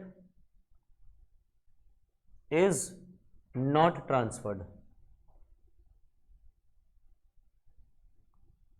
तो बताओ क्या बायर अभी ओनर बना है? नहीं, बट बायर के पास क्या आ चुका है, या तो गुड्स आ गए हैं या डीओटी आ चुका है। अगर ये बायर आगे किसी और को बेच दे गुड्स या किसी और को दे दे डॉक्यूमेंट ऑफ टाइटल, तो अगर इस बंदे ने गुड फेथ में अगर ये सामान खरीदा है तो फिर बायर ने इस बंदे को ओनर बना दिया, भले ही वो ओनर नहीं है। ठीक है, तो ये हो गया हमारा ये वाला पॉइंट भी। ठीक है, और एक दो चीज और है कि लास्ट है वही अनपेड सेलर। अगर सेलर को सामान की पेमेंट नहीं हुई है, वो मैंने जब भी आगे पहला पॉइंट डिस्कस जो कर दिया था, सेलर को सामान की पेमेंट नहीं है तो सेलर क्या कर सकता है, सामान बेच दे कि भैया ये बंदा तो दे नहीं रहा, मैं कब तक सामान अपने पास होल्ड करके रखूंगा, वो बेच सकता है। और लास्ट है sale under the contract act. तो देखो ये सिंपल सा है, a lender may sell the goods of the borrower if the latter makes a default of his dues. अगर सामने वाले ने अपना सामान गिरवी रखा था और इस कंडीशन में रखा था कि अगर तूने सामान के पैसे नहीं दिए तो मैं तेरा सामान बेच दूंगा। ठीक है, अब वो बंदा लोन रीपे नहीं कर रहा, तो जिसके पास सामान गिरवी रखा क्या वो सामान बेच सकता है? बेच सकता है। वो ओनर नहीं है सामान का, फिर भी वो बेच सकता है, करेक्ट। या फिर अगर किसी को सामान पड़ा हुआ मिला है कहीं पे, कोई तुम राह में चलते हुए जा रहे हो और सड़क पे तुम्हें एक फोन पड़ा हुआ मिल गया, तुम्हें ट्रू ओनर नहीं मिल रहा, तो क्या तुम फोन बेच सकते हो?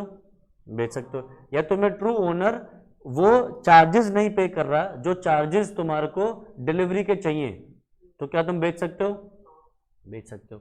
और तीसरा मतलब ओनर नहीं हो फोन के फिर भी बेच पा रहे हो, एक्सेप्शन हो गया। और लास्ट जो एक लिक्विडेटर होता है एक कंपनी का, वो कंपनी के एसेट्स बेच सकता है भले वो कंपनी का ओनर नहीं, कंपनी के एसेट्स का ओनर नहीं है। यह एक ऑफिशियल असाइन ऑफिशियल रिसीवर क्या होता है, वो आता है कि इंसॉल्वेंट आदमी के एसेट्स को टेक ओवर करता है और बेच देता है। वो बेचता है जिसको, तो क्या वो असली मालिक बन सकता है जिसको बेचा जा रहा है? बट क्या ऑफिशियल लिक्विडेटर ओनर है? नहीं, फिर भी वो सामने वाले को ओनर बना सकता है। ठीक है, तो ये भी हो गया हमारा ट्रांसफर ऑफ ओनरशिप वाला चैप्टर पूरा खत्म। ठीक है, तो बताओ इस चैप्टर में कोई डाउट, कोई चीज पूछे तो पूछो।